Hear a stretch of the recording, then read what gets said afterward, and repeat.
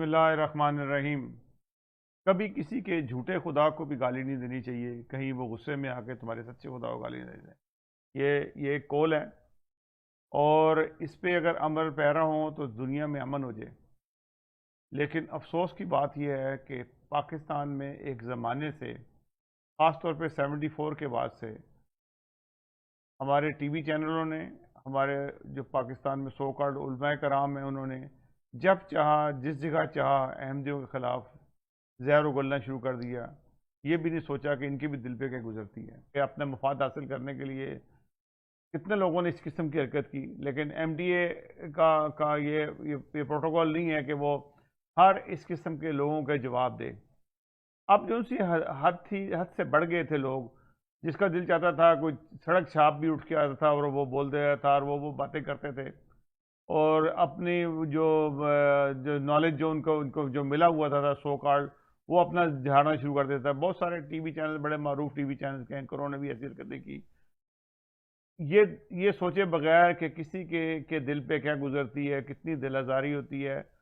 آپ یہ تو برداشت نہیں کر سکتے کہ حضور صلی اللہ علیہ وسلم کے جب یورپ میں اور اس جگہوں پہ کارٹون بنتے تو آپ تلبلا اٹھتے ہیں اور آپ کہتے ہیں کہ ہم جانے دے دیں گے۔ چلیں، آپ سمجھتے ہیں کہ ہم احمدی جن سے وہ غیر مسلم ہیں۔ آپ جو حضرت مرزا غلام احمد کے بارے میں جو مرضی آپ کہہ دیتے ہیں، اور آپ کو ذرا سا بھی احساس نہیں ہوتا کہ یار ہم نے کیا کہہ دیا، کسی اور کا بھی تو دل دکھ سکتا ہے۔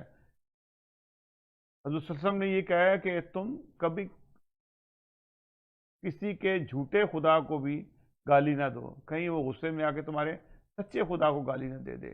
اس بات کا بھی تمہیں احساس نہیں بالکل بھی۔ تو آج یعنی کہ 10 تاریخ کو ایم ٹی اے نے، مسلم ٹیلی ویژن احمدیہ نے ایک پروگرام کیا، چھوٹا سا پروگرام تھا کیا، جس کے اندر وہ 74 کی جو کارروائی ہوئی تھی، جس کے اوپر یہ سب لوگ بڑا ناچ رہے تھے، اور کہ جی ہم نے یوں کر دیا اور ہمارے علماء نے یہ ایسے کر دیا ویسے کر دیا۔ میں ان کو دعوے سے کہتا ہوں کہ یہ کبھی بھی اس چیز کو اوپن نہیں کریں گے، کیونکہ اس کے اندر ٹوٹل شکست و فاش یہ لوگ ہوئے تھے۔ ان کے پاس کوئی چارہ نہیں تھا، جج بھی یہی تھے، وکیل بھی یہی تھے، سب کچھ یہی تھے، اور 100% لوگ ان کے تھے جنہوں نے فیصلہ کرنا تھا، اور جن سے جو لوگ منہ کی کھا چکے تھے انہوں نے ہی فیصلہ کرنا تھا۔ تو انہوں نے کیا فیصلہ کرنا تھا؟ مخالفت میں فیصلہ کرنا تھا، اور ان کے پاس کوئی حل نہیں تھا۔ یا تو ہوتا ہے نا، کوئی نیوٹرل لوگ ہوتے، وہ جواب سنتے دونوں طرف سے اور جواب دیتے۔ انہوں نے وہی لوگ رکھے ہوئے تھے، اور جو تھے جن کو ضیاء الحق نے کہا کہ یہ شرابی، بےایمان، زانی، ہر قسم کے عیب تھے، یہ وہ اسمبلی کے لوگ تھے جنہوں نے یہ 74 کا فیصلہ کیا تھا۔ وہ آپ وائٹ پیپر ضیاء الحق کا وہ دیکھ سکتے ہیں۔ ناظرین، آج ہم زیادہ بات نہیں کریں گے، اور ہمیں صرف آپ کو یہ تمیز اس لیے باندھی تھی کہ یہ پروگرام دکھا دیں جو آج 10 تاریخ کو جو پروگرام ایم ٹی اے نے کیا، وہ کیا مقصد تھا، اور اس کو آپ جنہوں نے نہیں دیکھا تو اس کو ضرور دیکھیں، بلکہ بار بار دیکھیں۔ کچھ سوالات رکھے ہیں انہیں، وہ سوالوں کے جواب ہمارے جو بھائی ہیں پاکستان میں جو ہم پہ الزامات لگاتے ہیں، کائنڈلی ایمانداری سے، مرنا سب نے ہے۔ یہ آپ یہ نہ سوچیں کہ آپ بچ جائیں گے اور دوسرے مر جائیں گے، مرنا سب نے، ایک دن سب نے جانا ہے اس دنیا سے۔ کم از کم آپ جائیں، آپ ایمانداری سے وہ ساری تحقیق کریں، قرآن مجید کو پڑھیں، حدیثوں کو پڑھیں، اور پھر وہ کارروائی پڑھیں، وہ کارروائی کیا ہوئی تھی، اس کارروائی کو دیکھیں، اور پھر اس کا جواب دیں۔ ناظرین، یہ پروگرام دیکھیے گا، یہ آپ کے لیے اسپیشل ہے، اور یہ اس کو دیکھنا بہت ضروری ہے۔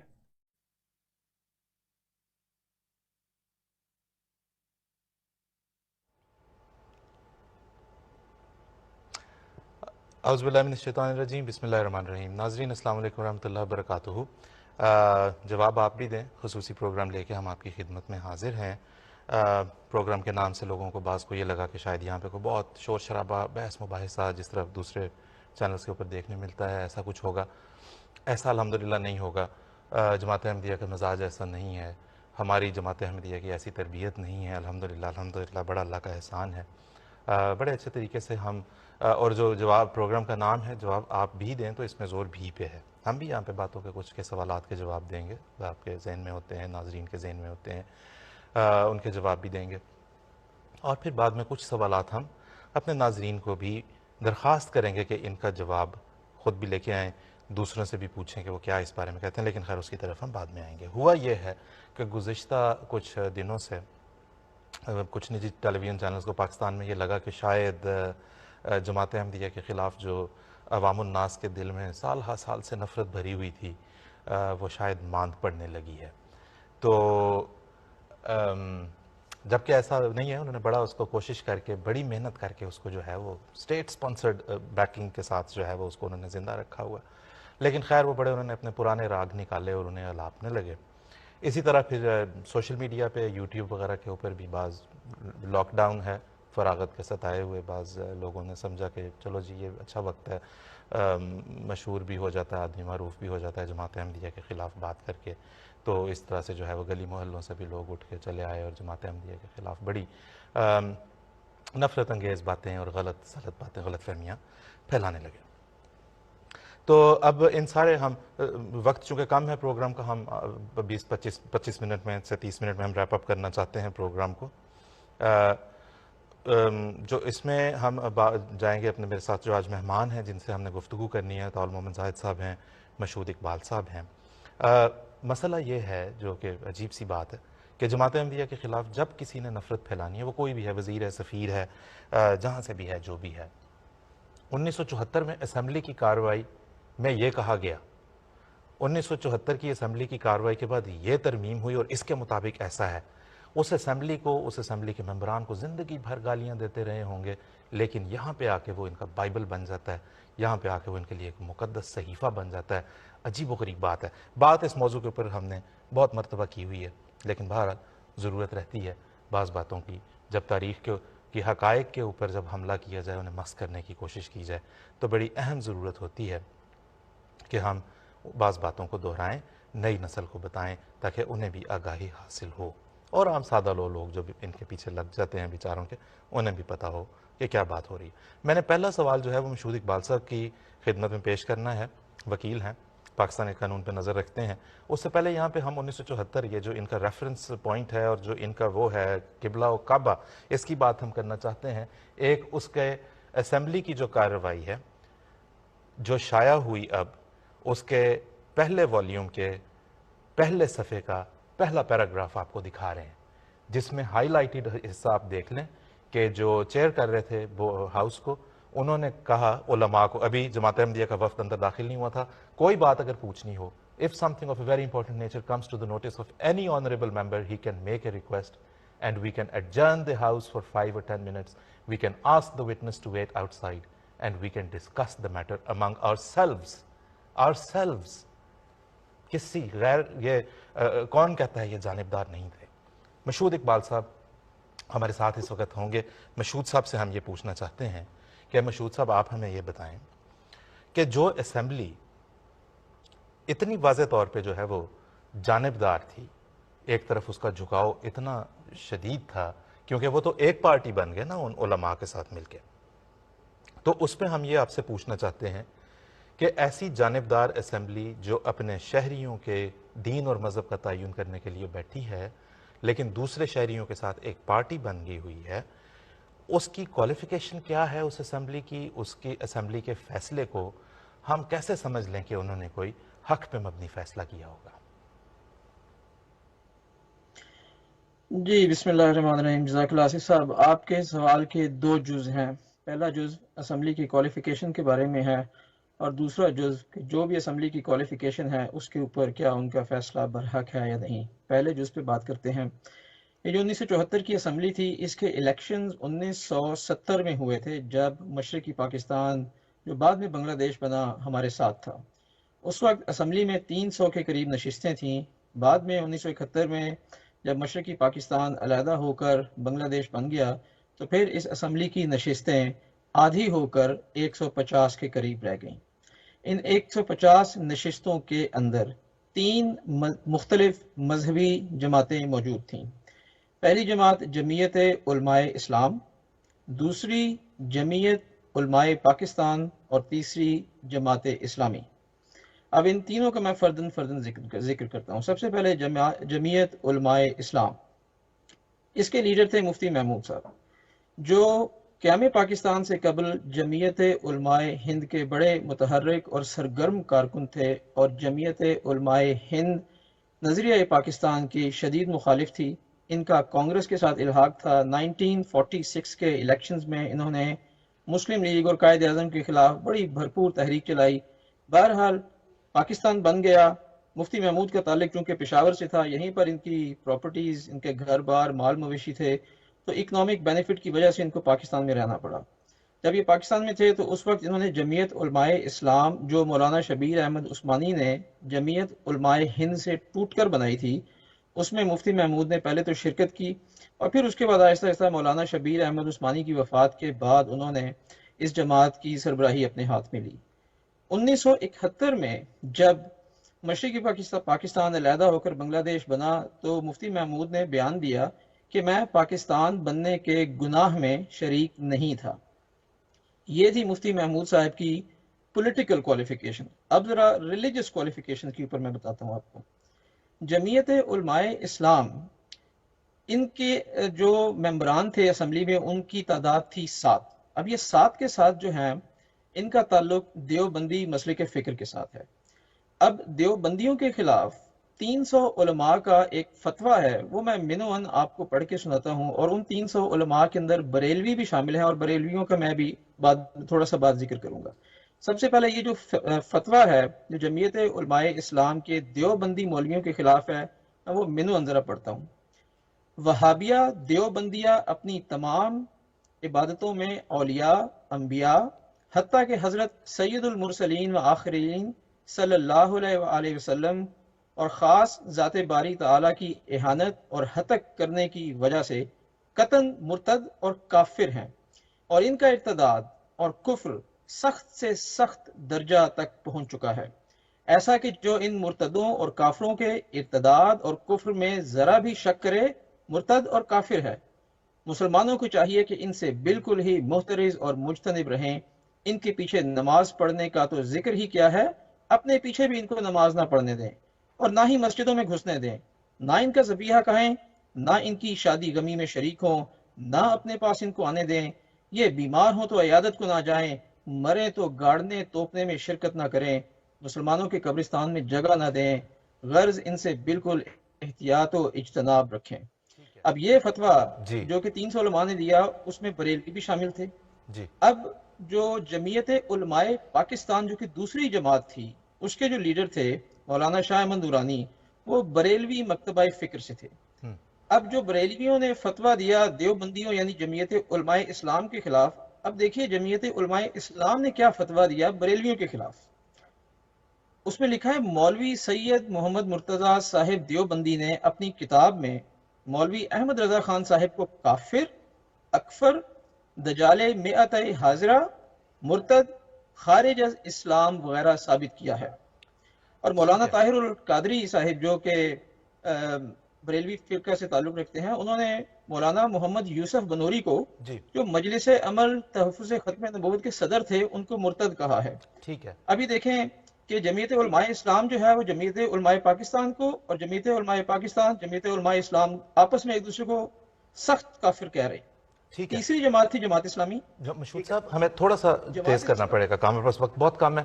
آپ کہہ یہ رہے ہیں ان اے نٹ شیل، وہاں پہ جتنے بیٹھے ہوئے تھے آج بھی ان سے پوچھ لیں، مطلب ہے کہ جو احمد شاہ نورانی صاحب کہ یہ لوگ کتنی بات مانتے تھے یا کتنے ان کے عقائد کے حامی تھے، تو کیا ہے اس اسمبلی کی حقیقت؟ یہ سب ایک دوسرے کے خلاف تکفیر کر چکے ہوئے تھے، کیا ہم کیسے کہیں کہ جی اسمبلی اس قابل نہیں تھی کہ یہ فیصلہ دیتی؟ جی میں اس پہ عرض کرتا ہوں۔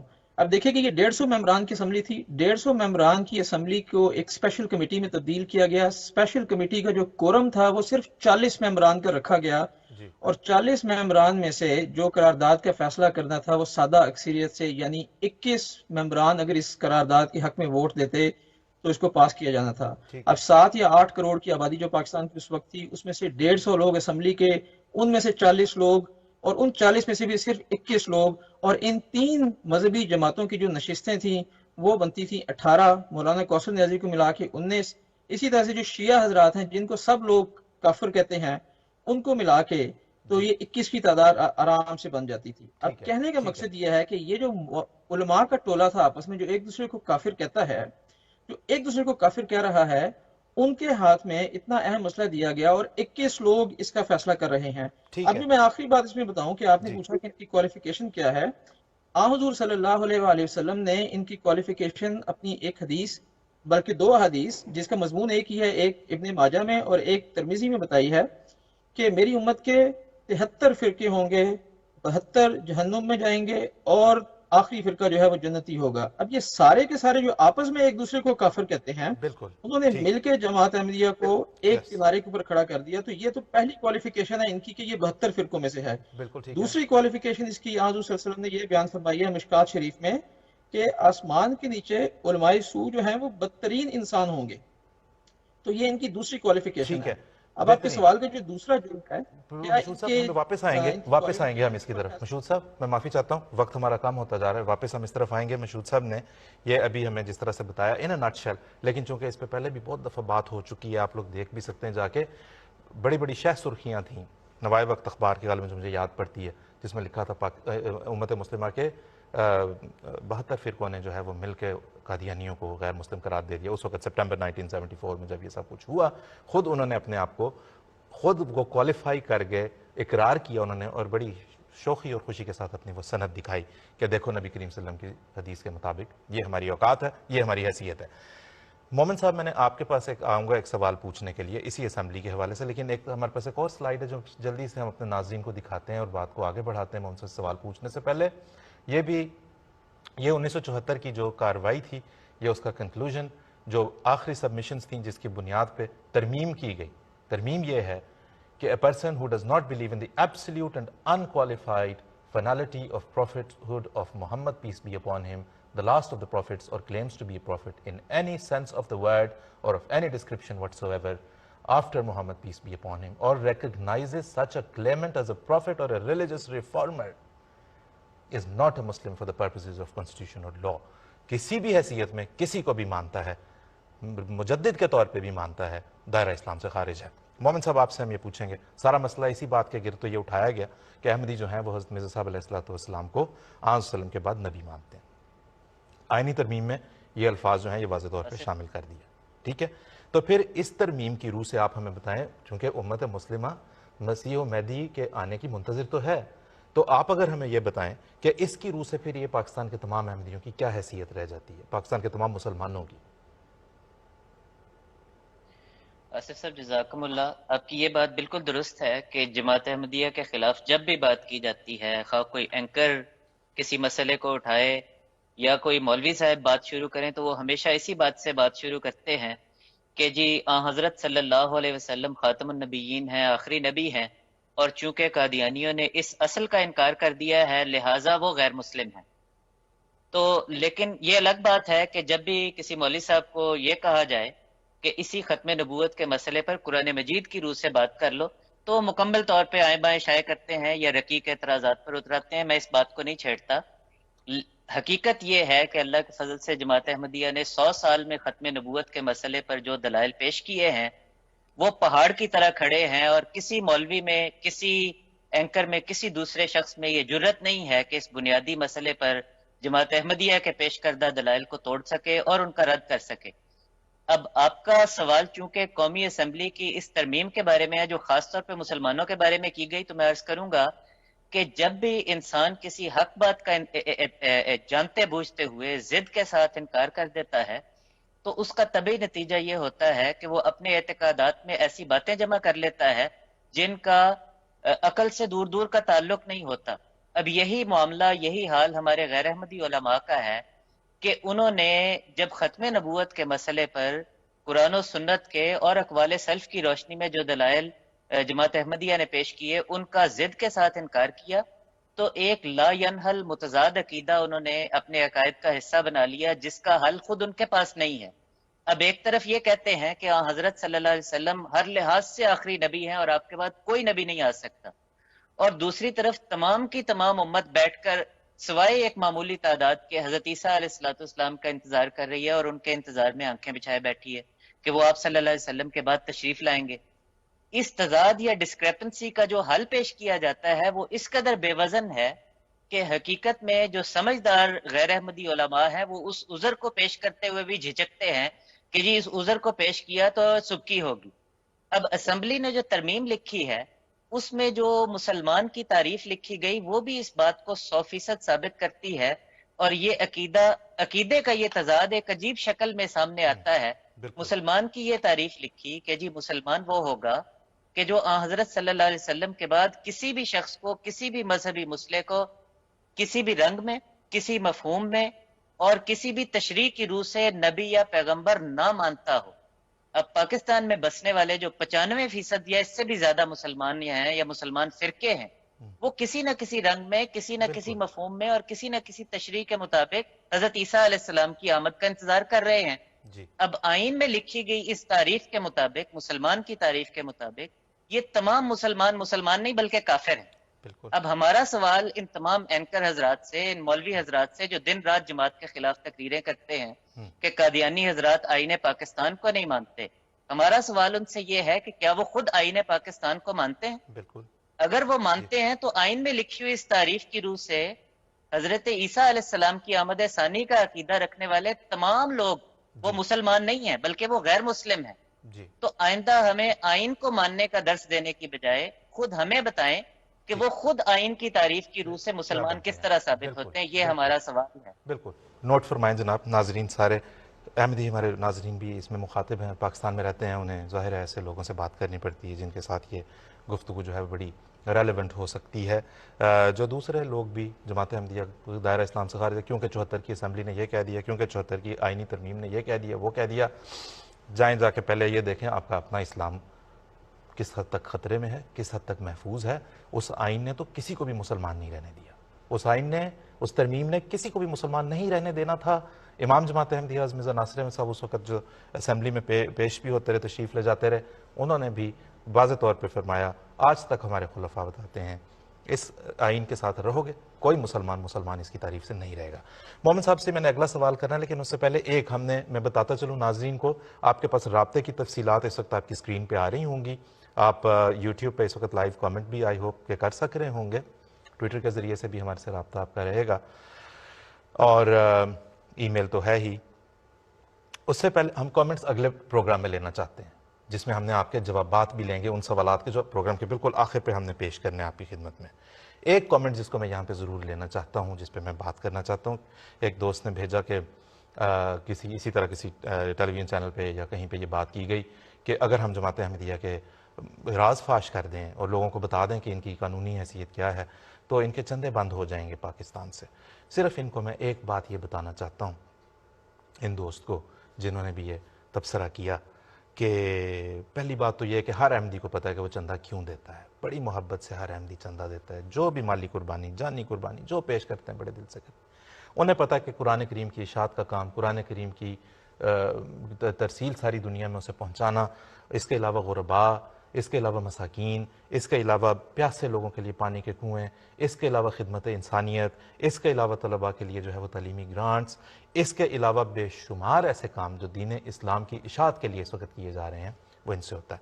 آپ کا یہ دعویٰ ہے، آپ جناب پاکستان نہیں، امریکہ، افریقہ، جہاں چاہتے ہیں آپ جا کے اپنی یہ کوشش کر دیکھیں.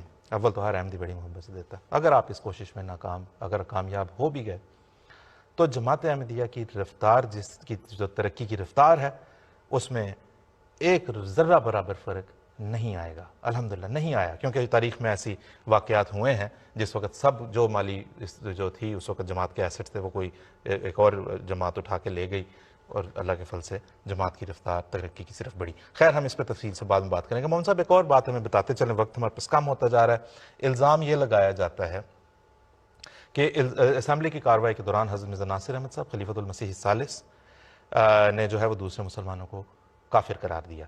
اس الزام کی حقیقت ہمیں اختصار کے ساتھ بتا دیں پلیز. اسب میں ایک تو بات پہلی یہ کہوں گا کہ یہ بات 100% بے بنیاد اور جھوٹی ہے کہ قومی اسمبلی کی کارروائی کے دوران حضرت حافظ مرزا ناصر احمد صاحب جو امام جماعت احمدیہ تھے رحمہ اللہ، انہوں نے مسلمانوں کو کافر قرار دے دیا تھا.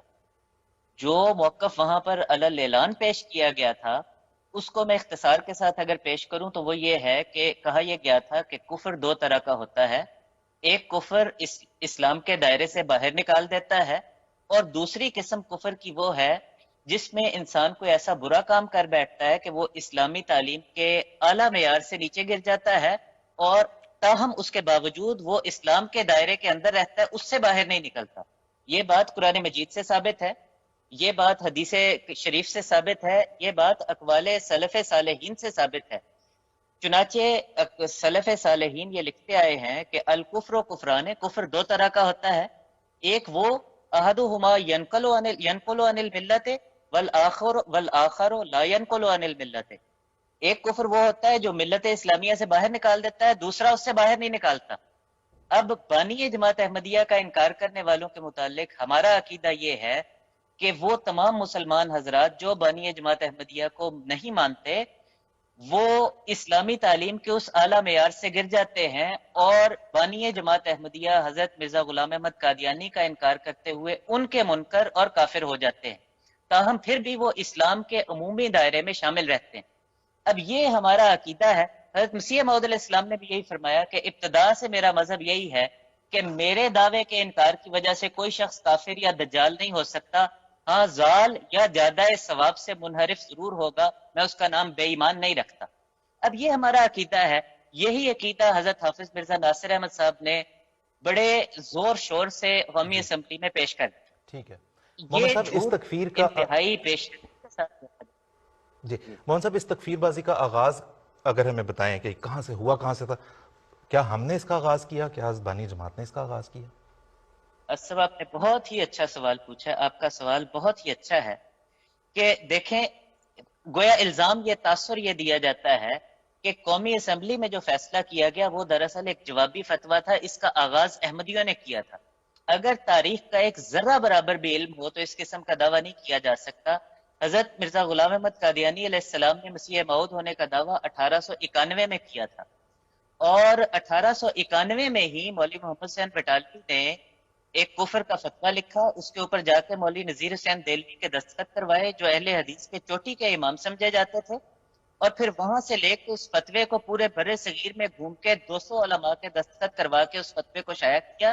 تو کفر کی ابتدا تو انہوں نے کی، اور حضرت مسیح موعود علیہ السلام خود اپنی کتب میں لکھتے رہے کہ اس معاملے میں ہمیشہ سے سبقت میرے مخالفوں کی طرف سے ہے کہ انہوں نے مجھے کافر کہا، میرے لیے فتویٰ تیار کیا، میں نے سبقت کر کے ان کے لیے فتویٰ تیار نہیں کیا۔ ٹھیک ہے، اور اصل ایک پہلو یہ بھی ہے، میں اس کو اختصار کے ساتھ پیش کرنا چاہتا ہوں کہ جب یہ کہتے ہیں نا کہ جی چونکہ بالفرض اس قسم کی بات تحریرات پیش کر کے یا یہ دعویٰ کیا جاتا ہے کہ چونکہ احمدیوں نے کافر کہا تھا لہٰذا ہم نے بھی جواباً کافر قرار دے دیا، یہ طرز استدلال جو ہے یہ اس قدر بودا ہے، اور یہ آرگیومنٹ اس کا فلوڈ آرگیومنٹ ہے کہ اگر اس طرز استدلال کو تسلیم کر لیں اور اس اصول کو تسلیم کر لیں کہ جس فرقے کی تحریرات میں دوسرے کے متعلق کفر کے فتوے موجود ہوں تو اس کو آئین کی روح سے قومی اسمبلی کو کافر قرار دینا چاہیے، تو پورے پاکستان میں صرف غیر مسلم رہیں گے، پاکستان میں بسنے والا کوئی ایک بھی فرقہ جو ہے وہ مسلمان نہیں ہو سکتا۔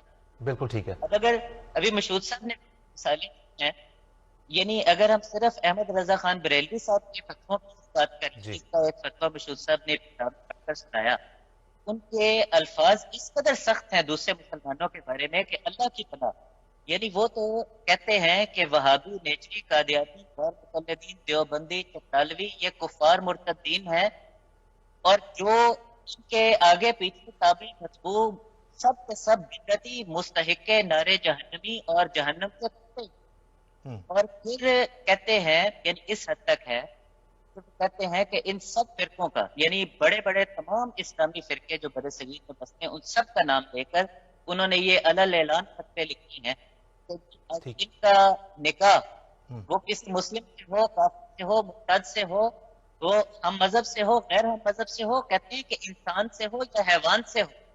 اب دیکھیے یعنی اندازہ کریں کہ وہ کہتے ہیں کہ حیوان سے بھی نکاح نہ ہو۔ درست، بہت شکریہ محمد صاحب، جزاک اللہ، آپ کا بہت بہت شکریہ۔ یہ ایسے ابھی محمد صاحب نے میرا خیال ہے ان کے نرم ترین فتاوی یہاں پہ پڑھ کے سنائے ہیں، کیونکہ باقی جو انہوں نے آپس میں ایک دوسرے کے بارے میں فتوے دیے ہوئے وہ تو شریفانہ مجالس میں پڑھ کے سنانے کے لائق بھی نہیں ہے۔ مومن صاحب ہمارے پاس مشہود صاحب کے پاس جانا ہے۔ مشہود صاحب ایک سوال آخر پہ ہمیں یہ بتاتے چلیں، لوگوں کے ذہن میں یہ سوال ہوگا کہ یہ ضرورت کیا پیش آئی پاکستان کی قومی اسمبلی کو کہ اپنے شہریوں کے مذہب کا تعین کریں کہ جی یہ غیر مسلم ہیں، ایسے میں جیسا کہ ابھی ممسا نے بتایا، آپ نے بھی پہلے بتایا، سب ایک دوسرے کو کافر قرار دے چکے تھے. کہتے ہیں کہ وہاں پہ جب بریک ہوتی تھی، وقفہ ہوتا تھا پروسیڈنگز کے دوران، یہ ایک دوسرے کے پیچھے کوئی بھی نماز پڑھنے کو چھوٹے چھوٹے گروپس ہوتے تھے. ایسے میں جبکہ سب ایک دوسرے کو کافر قرار دے چکے تھے، احمدیوں کو الگ سے قومی اسمبلی میں لے جا کے آئین میں ان کا نام لے کے شامل کرنے کی ضرورت کیا پیش آئی؟ پروگرام کے وقت اختتام کی طرف پہنچ رہے ہیں. جی آصف صاحب، جب بھی پاکستان تاریخ میں کسی بھی سخت دور سے گزرا ہے، اسی وقت مولویوں نے کسی جماعت کے خلاف فتنہ انگیزی شروع کی. 1971 میں مشرقی پاکستان علیحدہ ہو کے بنگلہ دیش بن گیا. 71 کی جنگ ہم ہار گئے، ہزاروں سپاہی ہمارے انڈیا میں قید ہو گئے. بھٹو صاحب کو اپنی حکومت بچانی تھی. مولویوں نے اس وقت یہ شوشہ شروع کر دیا. بھٹو صاحب کو مولویوں کی سپورٹ کی ضرورت تھی. حکومت کو بچانے کے لیے انہوں نے مولویوں کو اعتماد میں لینے کے لیے اس ایشو کو ریز کر دیا. تھوڑا سا اور آپ ہسٹری میں چل رہے ہیں، 1953 قیام پاکستان کے بعد ابھی کانسٹیٹیوشن بنا نہیں، نو مولود ریاست تھی، اور اس وقت مولویوں نے جماعت کے خلاف تحریک شروع کر دی اور ملک میں مارشل لا لگوا دیا.